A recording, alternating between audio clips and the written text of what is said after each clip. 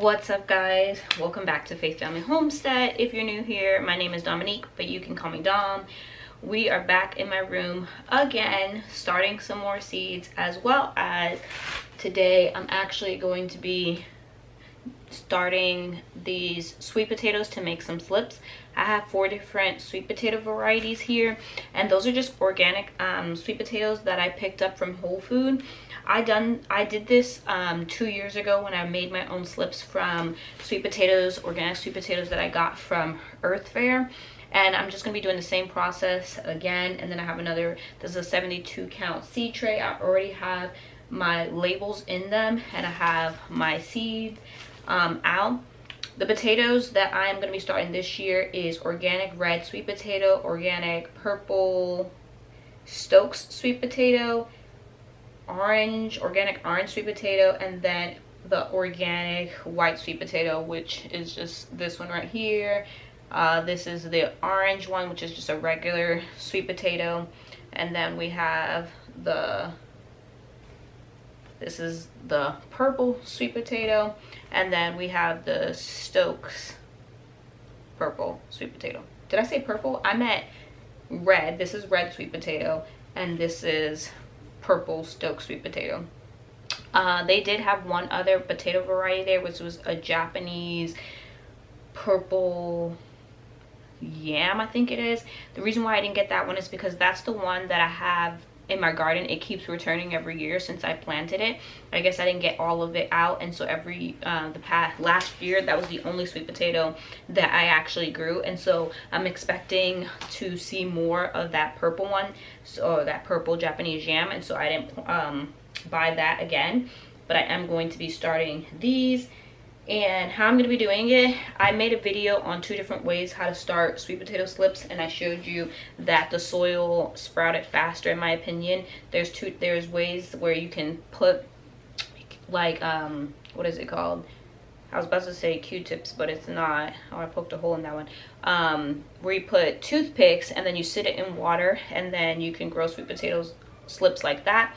Once they start sprouting, you can take them off and then sit those like green sprouts in water until they grow roots, or you can use soil. And so the way that I'm going to be that way was faster for me, and so I'm going to be doing it again using soil, just sitting it in. I'm going to show you what I'm doing as I do it. So I already filled this container, I think yesterday, up with soil. This is seed starting mix that I'm using, and I'm basically just going to try and find the top or the part that I want to bury into the soil, because you bury half of the sweet potato, and I'm trying to look for which side has the most of these. If you can see, there's little like dots where you can see where the future sprouts are going to come out, and so I think I'm going to keep this side up.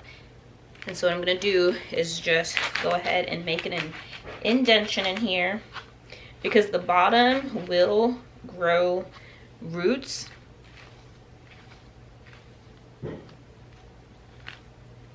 into the soil, and you just want to make sure half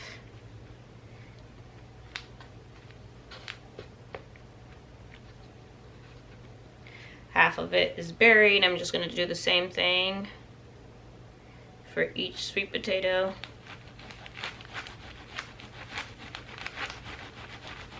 I don't remember how long. I'll have to go back and watch my video before how long it took before the sprouts started coming in, but I'm just going to make sure I keep this soil nice and moist.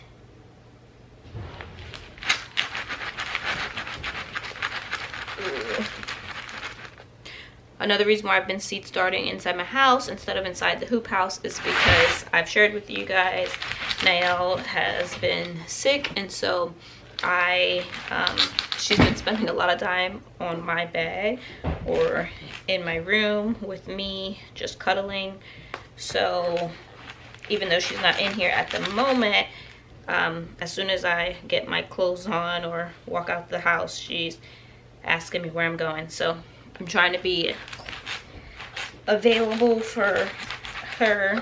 So I've been seed starting inside my house, which is completely fine. I just go out and get what I need, and because most of this stuff is going to be inside my glass room anyway. Once it needs light, I still have my peppers in here. I have another tray, you can't see it, it's up there, that I started. And once the brassicas, and once those sprout, the brassicas I'll be bringing out to the hoop house, but the peppers, once they sprout, I'll be putting them underneath a grow light inside of the glass room. We are 12 weeks from when, a little less than 12 weeks from when I want to transfer out all of my summer crops, which I was shooting for April 2nd. I'm in coastal South Carolina, zone 8B, and our estimated last crops this year is March 27th. Previous years, as long as I've gardened, it's always been the first week of April. I think they pushed it back because when they rezoned the areas and stuff like that, but I don't think March 27th is like a good estimation, just because last year the last frost was exactly April 2nd, and then the year before that we had a late frost in mid-April. And then I can remember other years too when we've had frost into April. So I'm still shooting for April 2nd. So when I say my last frost date, I'm going off of April 2nd, and not March 27th. The other things that I have here, right here, I have the seeds here, are mostly herbs. So I have lavender. I have 3 different types of lavender, and when I shared this in my last video, someone said that, you know, lavender needs cold stratification. If you're not familiar with cold stratification, that's just basically a period of cold time. But I've actually had a lot of my seeds, actually all of my seeds that need cold stratification have been in my freezer. They don't need to be in your freezer. You can put them in your fridge and that's good enough.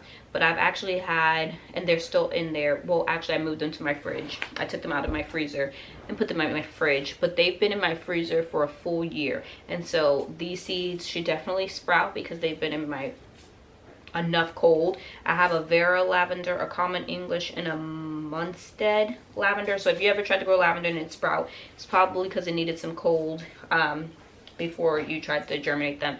I also have oregano, I have chamomile, I have creeping thyme, purple tomatillo, Aunt Molly's ground cherry, a sunberry, and then I have 2 different types of eggplant, a Casper eggplant and a Black Beauty eggplant.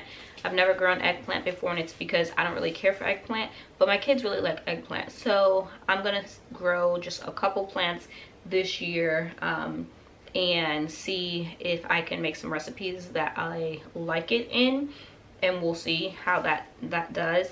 The reason why I'm starting tomatillos now, as well as the Aunt Molly's ground cherry, is because those are seeds that I've always had a hard time getting to germinate, and so by starting them early I can see if I can get them to sprout, or if they're not going to sprout, I have time to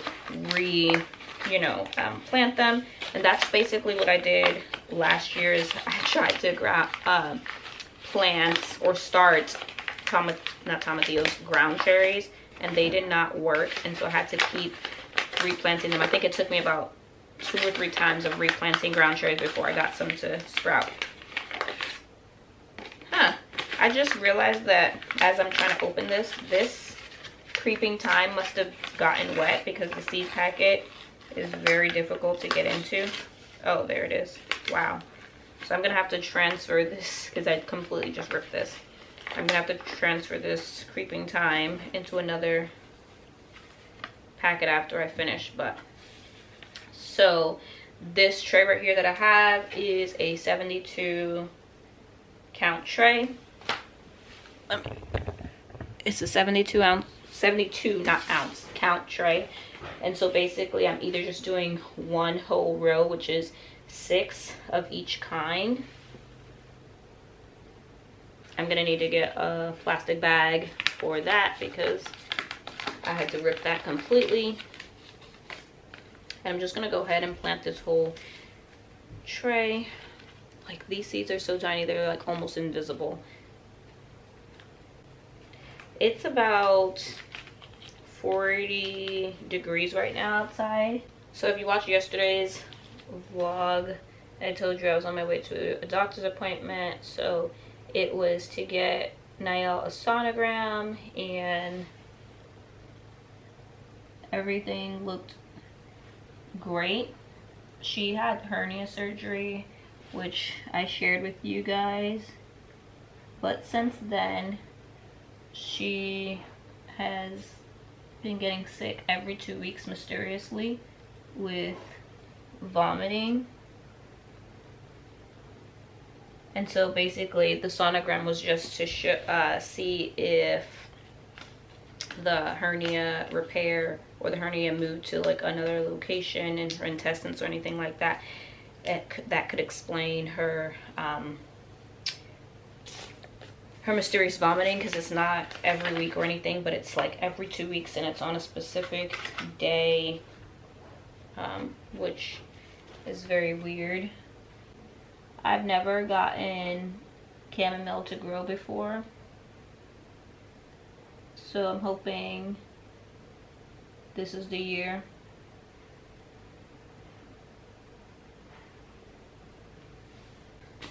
I've never actually planted sunberries either, but we shall see.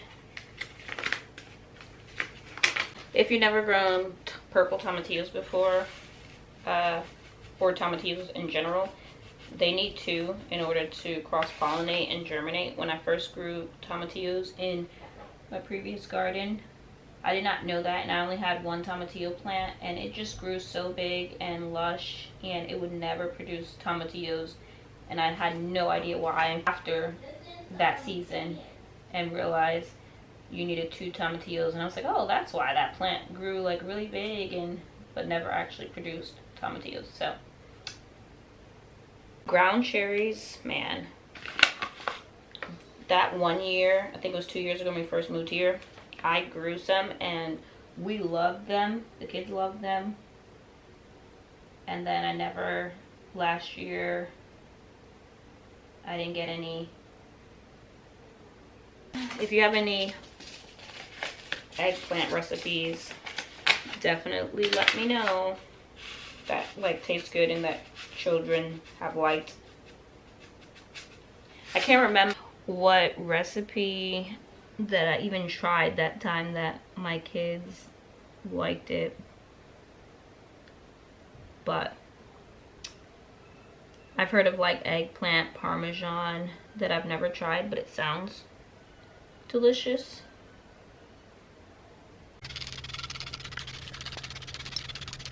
I have finished planting all of them. I did spray the tops, although I am going to bottom water, so I need to go get another tray to go underneath here, a closed tray, so I can bottom water them.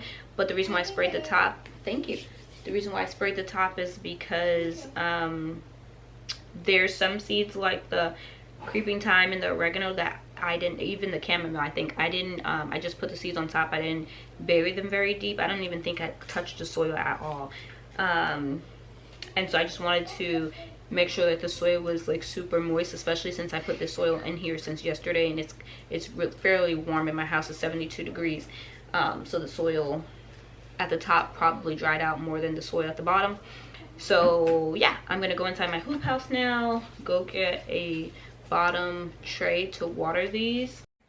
So basically what I've been doing, we're at the 12-week mark. I wrote what I needed to start, and I just highlight so that I know that I started it. And I did have broccoli brassicas on this 10-week mark, but I ended up starting them at the 12-week mark. So the only thing that when it gets down to I am done planting, I'm done planting all the way until February, it looks like, if I'm looking correctly, at my 8-week mark. So I have seed started everything I needed to for my 12-week and 10-week, except for hoop house tomatoes. And I'm not sure if I'll wait till 10-week or 8-week. We'll see when we get there how I'm feeling and what we got going on. But I'm glad to know that I am free from seed starting at least for the next month until February. I'm going to get this kohlrabi and these beets planted, and then next time we'll be planting tomatoes, zinnias, basils. That looks like it. Tomatoes, basil. I'm reading my thing. Tomato, basil, marigolds, zinnias. So I'm going to leave you guys here. And I think you guys have seen me plant enough for today. And I will see you guys on tomorrow's vlog.